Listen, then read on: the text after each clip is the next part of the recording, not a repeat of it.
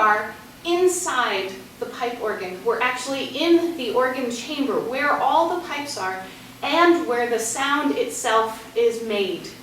So I thought I would show you how the sound comes out of a pipe organ, and then we'll get a chance to look around and see the many, many different pipes and kinds of pipes that are in the organ chamber. First of all, a pipe organ works primarily with wind, with air. We need pressurized air so that it can be sent through pipes in a really energetic way to make musical sound. And so that's what we have right here, is the essence of the organ, and that's called the wind chest. This pipe is a pipe that allows air to be pumped with an actual pump, an air pump, into this wooden box. The wooden box is topped with a sort of cloth sandwich, as it were, a cloth bellows that is topped on the very top. The cloth is closed off by a slab of wood. So as air goes into this wind chest, the cloth sides expand, and if I turned off the organ, we would see this top fall back down.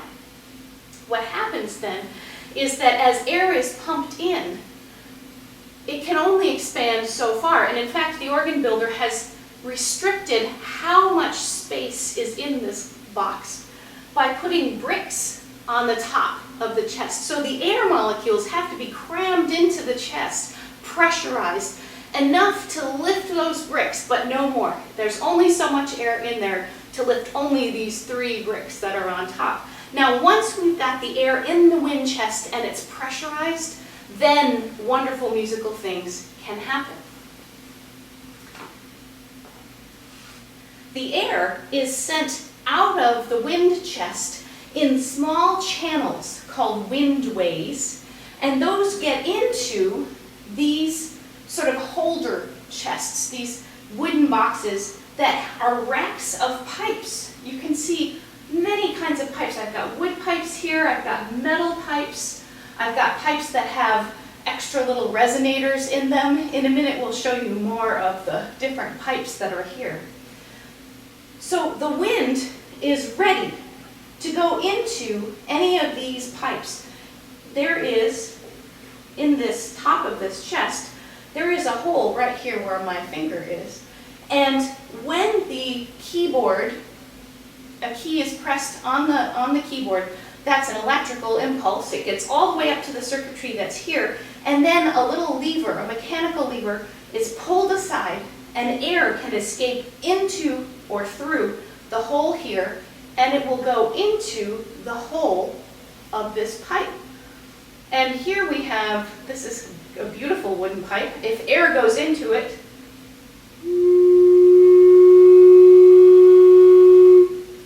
you can hear that it makes a sound. We'll talk a little bit more in just a second about the different ways that pipes are shaped. You can see this one's pretty interesting. It's a sort of a rectangular wooden pipe, and it's actually stopped on the top. It's a closed pipe, and this would be a flute. So there are pipes here that range from very, very small, like this one. That's pretty high. Make sure I put it back. There we go. 2 pipes that are very, very large indeed. We have some that look pretty big, and even some there that you can see from the front on the facade that are really, really quite big. Here are some of the biggest pipes in the organ.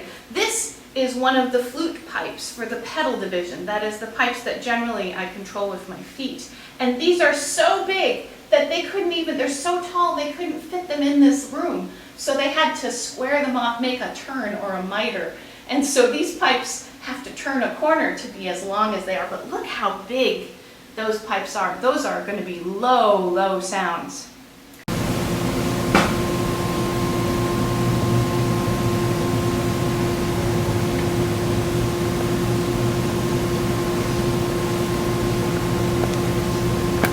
Organs don't just have to have wind-driven pipes. Sometimes organs also have percussion sounds attached to them. Now often that's in like a theater. In the old days, you'd go to the movie theater and there wouldn't be a soundtrack, but instead an organist would sit and make up improvised music as the movie was being played. And a lot of those organs added mechanical devices like snare drums, marimbas, bass drums, cymbals. Church organs like this one don't often have as much percussion, but we do have one percussion instrument in this organ, and that is the chimes. So pipe organs, as I say, can have chimes and other percussion as well, and we have here a set of chimes. These are metal tubes, and instead of air being blown through them, instead, when I depress a key on the keyboard downstairs, the impulse goes up and a little striker inside up here in this mechanism hits the tube, just like a chime. You can't really hear it very well with my finger. It's much louder when the striker actually hits. But so we have this lovely bell sound, as well as all of the windpipe sounds that exist in this organ.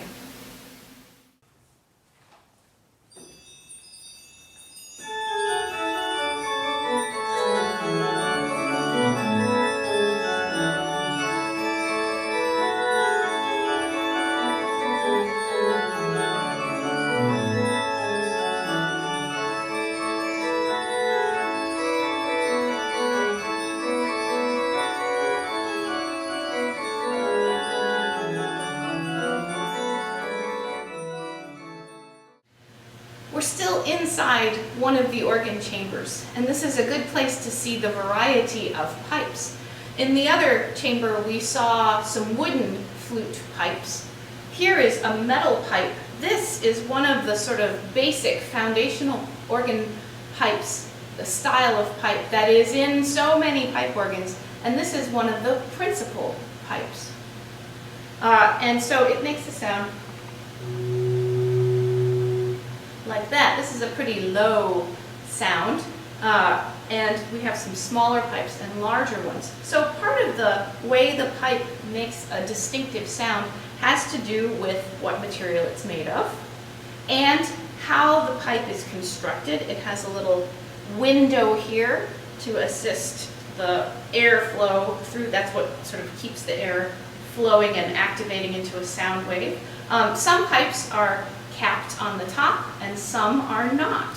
It just happens that where I'm standing, most of the pipes have caps on them just because of where I am. Let me put this one back and I'll show you a different one. So that's a principal pipe. Here is one that's called a reed. Now this one looks very strange. It's got a weird little cap on it. And what's inside that, well, it's got the cap on it, but what's also inside this pipe is an actual reed, like a reed we would see in a clarinet, or kind of like an oboe, or more like a crumhorn or a shawm that we saw in the Renaissance. And so there's a little metal tongue inside this pipe, and when air goes through the pipe, that little metal tongue vibrates, and it adds a reedy quality to the sound, just like a reedy quality of an oboe or a clarinet. So this one sounds a little funnier. It's also shorter, so it's higher. That's sort of, it's like a, you could say it sounds like a duck call, and I would not be offended. But it's a very musical duck call, and we have one pipe for every note on the keyboard in this style of sound, in this timbre, just as we have one pipe for every note on the keyboard and more, for every timbre of pipe that exists on the pipe organ. Every single one of these pipes is individually tuned and adjusted to very, very precise details of how in tune each note is. That's so every note sounds the way it should, and it's in tune. The organ can play as a unit. We play many, many pipes at once, and they all fit together. They have the same adjustment of pitch. So I'm up here on a ladder. Bigger, taller organs have even more ladders, and so the organ tuner goes climbing around onto these platforms and has to then adjust every single pipe, while someone downstairs at the keyboard would play a note or 2 notes, and the organ tuner up here adjusts one of those pipes until it's in tune. So the pipes are tuned in a variety of ways, but they're not actually tuned from the bottom. All of these pipes are really just sitting in this pipe rack and able to access the wind hole down there. So that has nothing to do with the actual sort of adjustment of the pipe's pitch. Many of the pipes are adjusted at this end. See where this red felt is? That felt keeps the cap from moving up and down the pipe randomly. And so an organ tuner would take what essentially looks like a knife blade and would tap this little cap a little teeny bit higher, or tap, tap, tap on the top a little bit lower to make the pipe sound higher or lower by just a little bit. While I'm up here, I thought I would point out that we are in the swell chamber. That is the division of the organ where we can actually change the volume of all the pipes on the outside of this chamber by opening and closing these shades. And we call these the swell shades. We use the word swell because the sound can swell, get louder and softer as we open and close those shades. Now in here, the pipes are always the same, and let me tell you, if we were playing the organ right now, it would be really loud. So in here, the sound volume never changes. It's whatever comes out of the pipes. But outside in the room, when these shades are closed, this sound is then muffled out there, and so it's softer. And the organist can gradually open and close those shades, as I'll demonstrate for you, to make the sound gradually swell or diminish.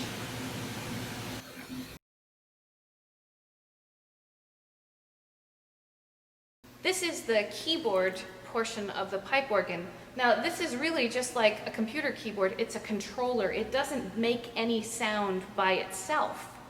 What we have here are keys that I use with my hands, and then we also have keys that I use with my feet, and those are called pedals. The ones up here, these keyboards, are called manuals because I use my hands on them.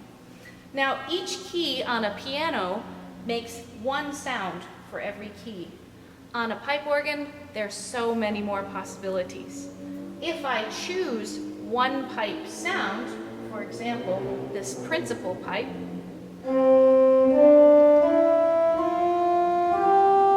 that's one pipe for every key I pressed. I can choose a different sound, a flute sound perhaps, or I could even choose, let's see, I could choose a loud sound like this one. So I can play each of the pipe sounds, the groups of pipes that make a particular timbre. I can play them separately, but I can also play them together and blend the sounds. So here's that first sound and the softer sound, and I can play them at the same time. By pulling out these tabs, I'm letting the air into those particular sets of pipes when I press the key. So it's a blend of those timbres. Now here's a cool thing. I can have the same pipe and I can play it an octave higher at the same time. Here's the pipe itself. That's middle C. And then I can play an octave higher of the same pipe. Interestingly, that's labeled 8 foot and 4 foot. That makes sense, doesn't it? Because things that are an octave higher, we sort of think of them as half as long. And, all from the same key. Different octaves of the same pitch. Now I can blend them all together. And what our ears hear is not really 3 different pipes playing all at the same time. Instead, our ears automatically blend them into a stronger, louder sound. So I can have several pipes playing at the same time, and it adds volume and changes the timbre. Now, there are 4 different basic kinds of pipes that we find on the pipe organ. The first are the principal pipes, and that's what you're hearing here. It's the sound that we most think of as the pipe organ sound. That's kind of the one we think of. And those are open tubes, they're made of metal, so that's the principal sound. But then the second family of pipes is a flute family. And flute pipes can be made of wood. They can also be made of metal. There's a huge variety of flutes. This organ has probably 10 different flute sounds. It has this one, and this one. That's kind of cute. I've got some more. That's in a different place. And I've got this one. And even this tiny little one. So the different ways that each of those pipe families have little differences in how they're made, that makes the different timbres of these flute pipes. And whether they're open on the end or closed on the end, that all affects that. So that's the flute family. They're a little softer than the principal family. Softer still are the pipes that organists call the string pipes. Now that's not really a great name because there are no strings involved. These are just another variety of pipe that sound both very soft, and they're also tuned just a little bit out of tune of the other pipes, so they make a little sort of shimmer. They make a little vibrato, kind of like a violin or cellist would vibrate.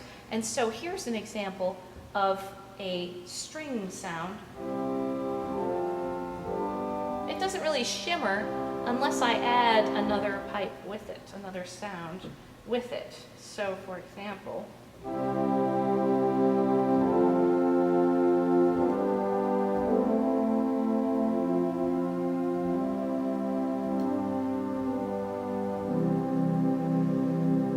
see, that sort of sounds a little bit like the string section of an orchestra. So those are the string pipes. That's the third family.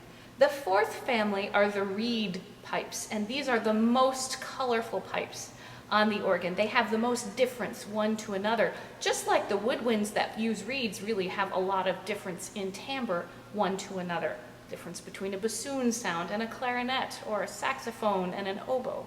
So all of the reed pipes are constructed with, in the center of the pipe, often in the bottom, sometimes in the top, but there is a metal tongue, basically like a reed, and as the air gets shoved through the pipe, that reed vibrates, and that reed is causing part of that sound, and it's also then adding to the timbre. So some of the reed pipes on this organ are very loud indeed, and they're often called by the same names as you would find instruments in the orchestra, even though there's not somebody up there actually playing an instrument like this. It's just something that reminds us of, for example, a trumpet.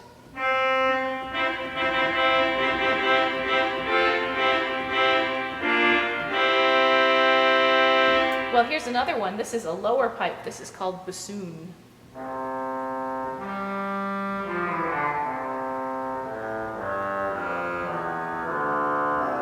Isn't that great? And we've got here another one. This is sort of like an oboe or a shawm.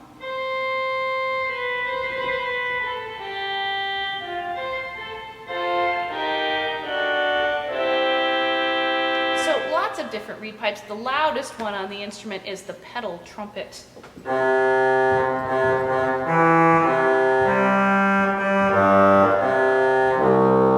I can even make it lower.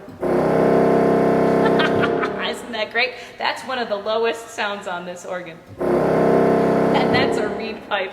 It's up there vibrating away. So we have 4 pipe family sounds: principals, flutes, strings, reeds. Now, you say, well, are those the 3 keyboards that I have here? No.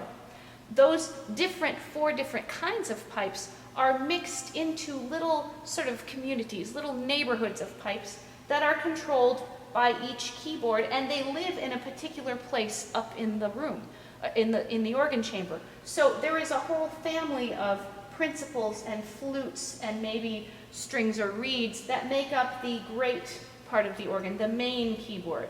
It's the loudest one, and it's right over it's over our heads. No, it's right there. Haha. Over our heads, right.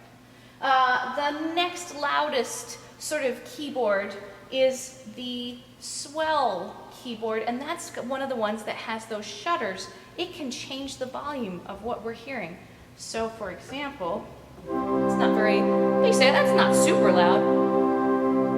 Now it's super soft.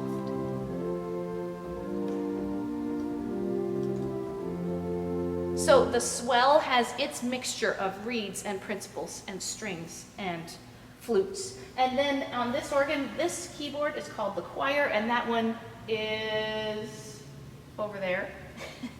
Oops, if I don't put on any sounds, it doesn't make any sound, does it?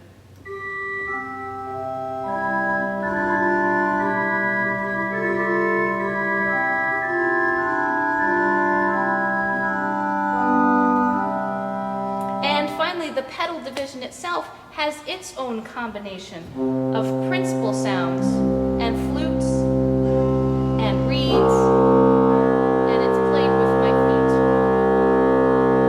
So I can blend all of those sounds together and control them all from a single keyboard, or I can play them separately and sort of contrast the sounds in the different keyboards, like this.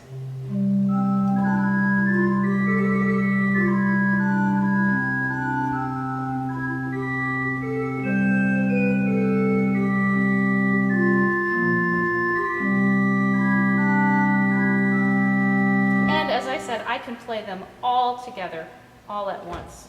For example, like this. I don't even need to use my hands. All of the different pipe families and pipe groups that are on the organ, each one of those groups is called a stop. And so I can pull out one stop with my hand, or two or three. But if I'm in a hurry, it's handy to have these buttons that will pull out several stops all at once. And so we see that depending on how I've set this up, kind of like using your function keys on your computer keyboard, different groups of pipes come out, and those will make different sounds.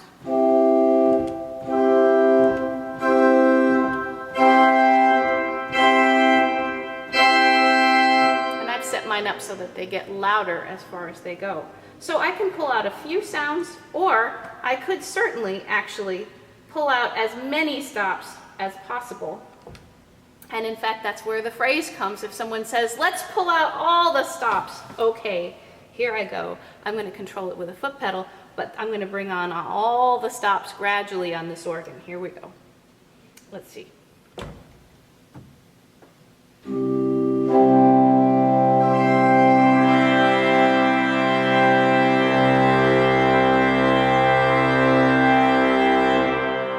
Pulled out all the stops.